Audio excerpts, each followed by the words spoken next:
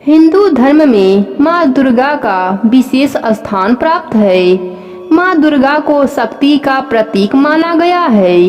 ऋग्वेद के अनुसार माँ दुर्गा ही आदि शक्ति हैं।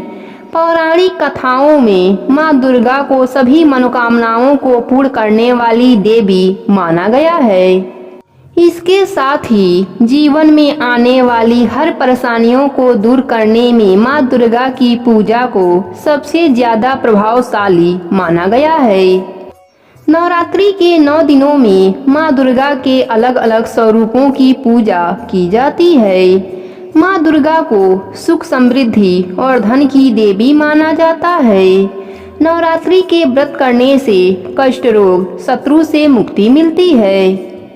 अश्विन मास शुक्ल पक्ष की प्रतिपदा से 9 दिन की नवरात्रि शुरू हो रही है। इस साल 2022 में 26 नवंबर दिन सोमवार से शारदीय नवरात्रि शुरू हो रही है।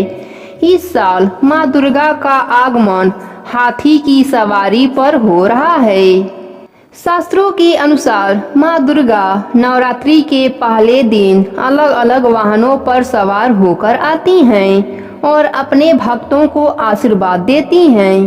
देवी भागवत पुराण के अनुसार अगर नवरात्रि सोमवार या रविवार से शुरू हो रहा है तो माँ का वाहन हाथी होता है, जो अत्यंत जल की वृष्टि कराने वाला संकेत है। इसी तरह अगर नवरात्रि मंगलवार या शनिवार से शुरू होता है तो माँ का वाहन घोड़ा होता है, जो राज्य परिवर्तन का संकेत देता है।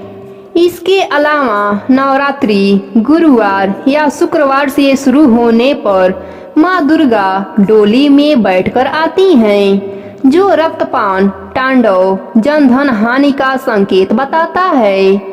यदि बुधवार से नवरात्रि आरंभ हो रही है तो माँ नाव पर सवार होकर आती हैं और अपने भक्तों के हर कष्ट को हर लेती हैं। 5 अक्टूबर दिन बुधवार को माता प्रस्थान करेंगी। अगर नवरात्रि का समापन रविवार या सोमवार को होता है तो माँ भैंसे की सवारी से जाती हैं। इसका संकेत होता है कि देश में शोक और रोग बढ़ेंगे।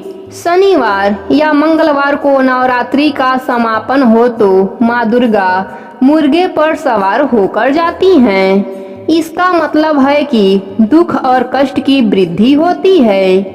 यदि बुधवार या शुक्रवार को नवरात्रि का समापन हो तो माँ दुर्गा की वापसी हाथी पर होती है, जो अतिवृष्ट सूचक है।